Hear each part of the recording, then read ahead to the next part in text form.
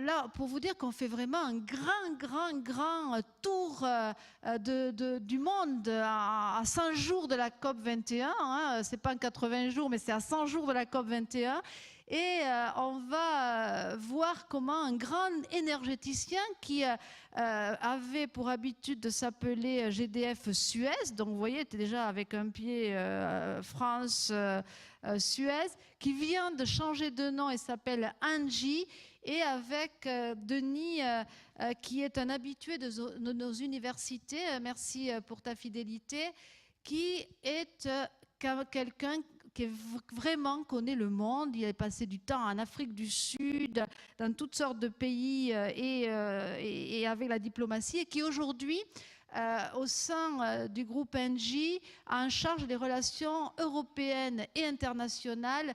Et donc un groupe comme Engie, avec sa nouvelle identité visuelle, son programme de long terme, l'ensemble des choses qu'a pu vivre le groupe, comment se positionne-t-il par rapport à cette COP 21 et le monde finalement dans cette COP 21, si on fait une synthèse rapide, Denis, à toi.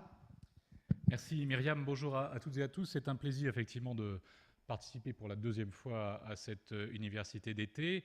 Ce que je souhaitais faire avec vous, c'est un petit bout de chemin effectivement dans les autres continents en dehors de l'Europe, en m'appuyant sur l'expertise de Engie qui est présent dans 70 pays. Donc nous avons la chance d'intervenir sur l'ensemble des continents, sur l'ensemble de la planète. Je voudrais simplement commencer, je ne sais pas si ça marche, sûrement, pour vous dire que moi j'ai l'habitude d'inscrire cette transition énergétique dans un ensemble de transitions. On connaît tous la transition démographique, on a appris ça à l'école. La transition démocratique, on la voit notamment avec le printemps arabe, mais on la voit aussi en Europe. Moi je trouve que ce qui se passe dans la zone euro, c'est quelque chose aussi qui est à relier à la transition démocratique. Et puis la transition économique autour de la financiarisation de l'économie, autour de la digitalisation. Et enfin, la transition énergétique, j'y reviendrai, ce sont les 4 D dont je parlerai un petit peu plus tard. Dans ce contexte-là, je ne vais pas vous parler énormément d'Engie cette fois-ci, exceptionnellement, mais juste un mot pour vous dire que nous sommes totalement impliqués dans le succès de cette négociation de la COP 21.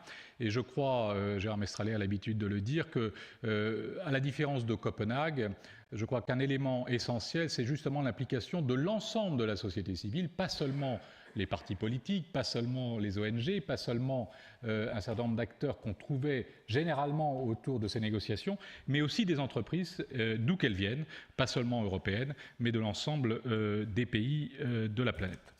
Alors moi je voulais souligner effectivement comment cette transition s'appliquait dans les différents pays où nous intervenons en prenant trois axes, la mutation du charbon vers le gaz, la diversification du mix énergétique et enfin les énergies renouvelables et l'efficacité énergétique.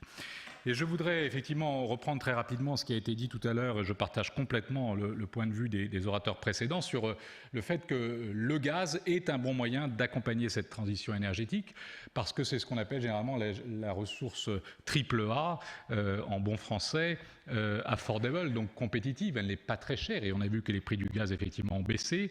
Available, donc elle est disponible, il y a plus de 250 ans de réserves disponibles et elle est acceptable puisque par rapport à toutes les autres énergies fossiles, elle est effectivement celle qui émet le moins d'émissions.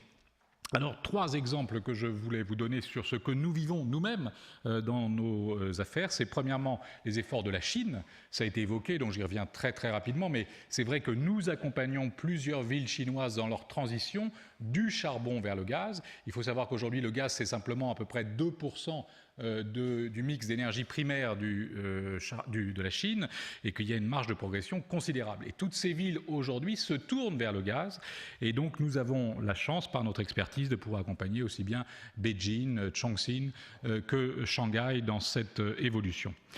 Deuxième exemple que je voulais donner, c'est évidemment ce qui se passe en Australie. L'Australie, grand pays producteur de charbon, grand exportateur de charbon, se tourne de plus en plus vers les ressources gazières et veut dépasser à l'horizon de 2020 le premier exportateur aujourd'hui de gaz naturel liquéfié, à savoir le Qatar.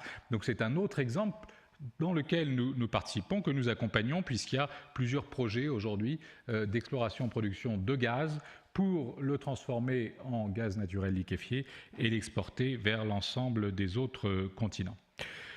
Troisième exemple, c'est la réforme énergétique mexicaine.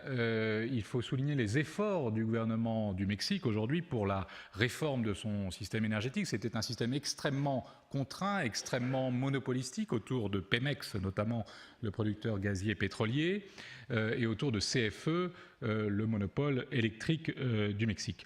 Ce que nous observons, c'est que les Mexicains, évidemment, se sont bien rendus compte que, compte tenu du niveau des prix du gaz de schiste aux États-Unis, ils avaient intérêt à profiter de cette proximité avec les États-Unis. Vous savez, on dit toujours du Mexique, si près des États-Unis, si loin de Dieu. Eh bien, en l'occurrence, ils ont bénéficié de ressources gazières extrêmement compétitives. Et donc, nous les accompagnons là aussi dans le développement d'un réseau de gazoduc pour transporter ce gaz depuis le Texas vers l'ensemble du Mexique. C'est un changement majeur dans ce pays aujourd'hui. Deuxième axe que je voulais évoquer, c'est la diversification du mix énergétique, en prenant là aussi quelques exemples de pays dans lesquels nous intervenons. Autrement dit, ce qui est frappant aujourd'hui, c'est que la transition énergétique, elle s'effectue partout, dans tous les pays, sur tous les continents, à des rythmes différents, selon des conditions différentes. Mais en tout cas, un des axes importants, c'est cette diversification. Si nous prenons par exemple le Brésil, nous sommes le premier producteur indépendant d'électricité au Brésil, eh bien aujourd'hui, l'essentiel de la production d'électricité est fondé sur des barrages. Des barrages plus ou moins gros, plus ou moins acceptés par la population, puisqu'évidemment, quand vous construisez un immense barrage au milieu de la forêt amazonienne, ça pose quelquefois quelques difficultés. Et puis, deuxième événement, c'est que le Brésil subit depuis plusieurs années maintenant une véritable sécheresse, et donc vous avez un niveau des barrages qui baisse constamment, un niveau des fleuves qui baisse, et donc les Brésiliens ont évidemment l'intention de diversifier leur mix énergétique en recourant principalement au gaz, là aussi, et aux renouvelables, le solaire ou l'éolien par exemple. Deuxième exemple, l'Indonésie. L'Indonésie, c'est un pays qui aujourd'hui s'appuie essentiellement sur le charbon, comme l'Inde d'ailleurs, pour produire son électricité. Vous voyez que le charbon représente 50% de la capacité installée. L'objectif des Indonésiens, c'est d'avoir 25% d'énergie renouvelable d'ici 2025. Et là aussi, nous les accompagnons, notamment en matière de géothermie. Il y a des réserves de géothermie extrêmement importantes sur l'archipel indonésien. Et donc, nous les accompagnons sur plusieurs de ces projets. De la même façon, on parlait des économies insulaires. C'est vrai que dans l'archipel indonésien, le développement de ce qu'on appelle le small scale LNG, c'est-à-dire des petites structures de gaz naturel liquéfié, est quelque chose qui peut répondre aux besoins énergétiques d'îles plus ou moins isolées et donc qui ne sont pas connectées au réseau principal. Troisième exemple, l'Afrique du Sud. L'Afrique du Sud est un pays dans lequel il y a eu aussi beaucoup de charbon, il y en a encore beaucoup, mais c'est vrai que l'Afrique du Sud est en train de se diversifier, là aussi autour du solaire, autour de l'éolien, autour du gaz. Et puis regarde aussi le développement de son énergie nucléaire. Vous savez qu'il y a déjà une centrale nucléaire à Koeberg et que les Sud-Africains figurent parmi les pays qui regardent aujourd'hui l'accroissement de ce programme nucléaire. Nous allons bientôt inaugurer une importante centrale éolienne dans l'ouest du pays. Nous travaillons avec l'Agence française de développement sur un projet de solaire concentré et nous allons inaugurer des centrales gazières qu'on appelle des peakers, donc qui sont des centrales qui sont destinées à faire face à la pointe lorsqu'il y a donc une pointe de consommation. Enfin, à l'Arabie Saoudite, là c'est plutôt l'exonération du pétrole, on en a parlé aussi tout à l'heure rapidement, mais c'est vrai que c'est frappant de voir que ce pays qui est évidemment très très riche en ressources pétrolières, aujourd'hui regarde de plus en plus la production d'électricité à partir de gaz, mais aussi à partir de renouvelables. Ils ont des projets considérables et à partir de nucléaire. C'est également une diversification importante pour l'Arabie Saoudite. Enfin, le troisième axe que je voulais mentionner, c'est l'efficacité énergétique et le renouvelable. Donc je reviens aux 4D qui, pour nous, définissent la transition énergétique. C'est à la fois la décarbonisation, donc la réduction des émissions de CO2, la digitalisation, le fait que l'énergie est de plus en plus numérisée. Et vous avez aujourd'hui des grands opérateurs qui se profilent sur le marché énergétique, que ce soit les Google, que ce soit les Cisco, par exemple.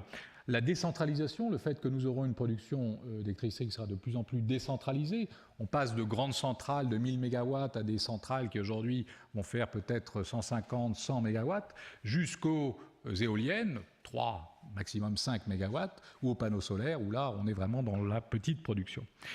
Alors, le dernier D, c'est la diminution de la demande avec l'efficacité énergétique. Et le fait est que vous avez de grands progrès, non seulement en Europe, mais dans d'autres pays sur ces efforts d'efficacité énergétique. Alors, je mentionne là aussi quelques exemples. D'abord, le Chili. Le Chili qui, aujourd'hui, est un des pays qui est le plus actif sur cette politique de réduction de sa production et donc d'efficacité énergétique, et qui est très actif aussi sur le développement des énergies renouvelables et notamment de l'énergie éolienne. Le deuxième exemple, c'est l'Inde. Vous savez qu'il y a un nouveau gouvernement en Inde qui est arrivé il y a quelques mois maintenant. Et parmi les priorités de M. Modi figure notamment la volonté d'avoir 100 gigawatts d'énergie solaire d'ici 2020 et 60 gigawatts d'énergie éolienne. C'est un pari considérable, de la même façon qu'il veut développer des villes intelligentes, une centaine de villes intelligentes. Donc c'est le moyen de développer là aussi à la fois les énergies renouvelables et l'efficacité énergétique.